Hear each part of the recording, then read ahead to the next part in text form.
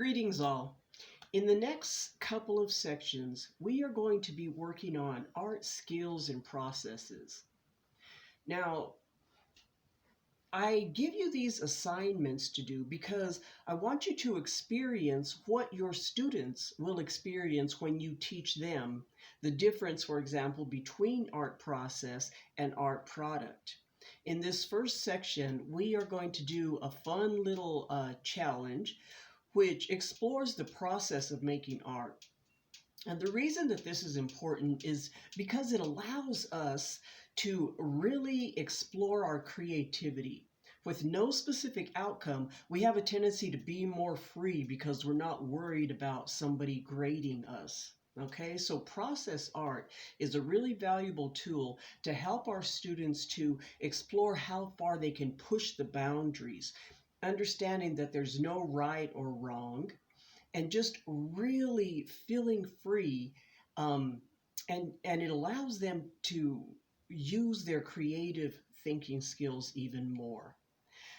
Now, in working with process art, we are focusing mostly online in this experiment here or in this exercise here.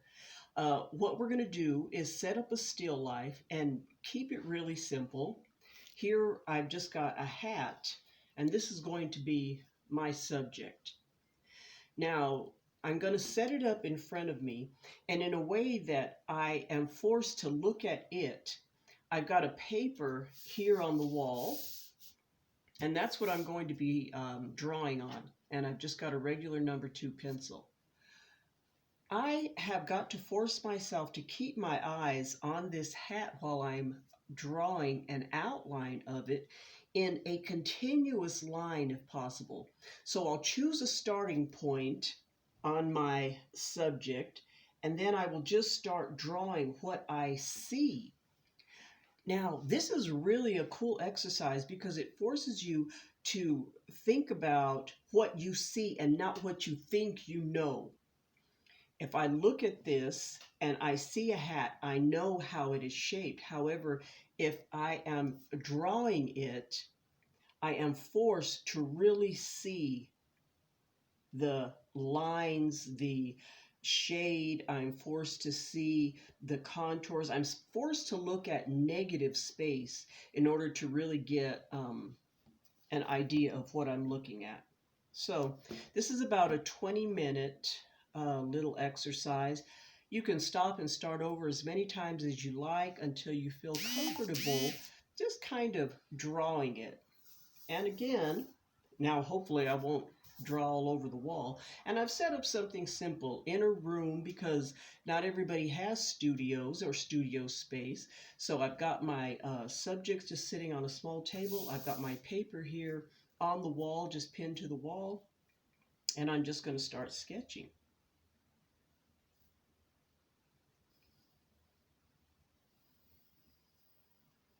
I'm not worried about whether it is a good drawing or a bad drawing. It's just all about what I am feeling.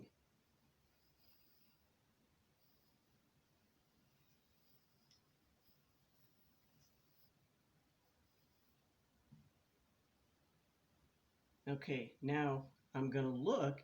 And again, I didn't do a 20-minute. I just did something very, very quick.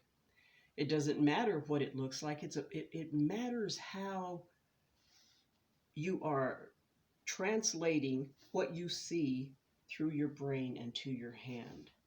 All right. I'm going to do another just simple sketch right here. Sorry about that.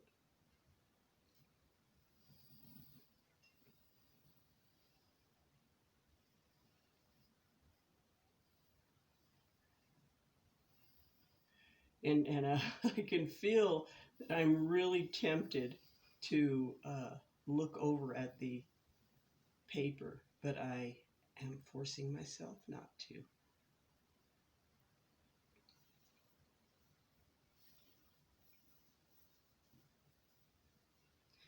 Okay, now I chose one small item to draw. It's up to you. You can set up an entire still life. You can have one of your family members pose for you. um, and just have fun with it. Play with it. You could either use a pencil, you can use marker, charcoal, crayon, whatever you have available. At the end of this, what I want you to do is photograph your images and you'll upload them and you will send them as your assignment. I want you to really have fun with this. Think about how this process makes you feel, and also think about what value this could add to the learning process. What value can it add for your students to kind of free themselves up if they don't have the restrictions of a grade and that sort of thing. Again, if you have any questions or comments about this, please feel free to get in touch. You could work together if you like with some of your counterparts. It's your choice. I appreciate you working with me. Thanks.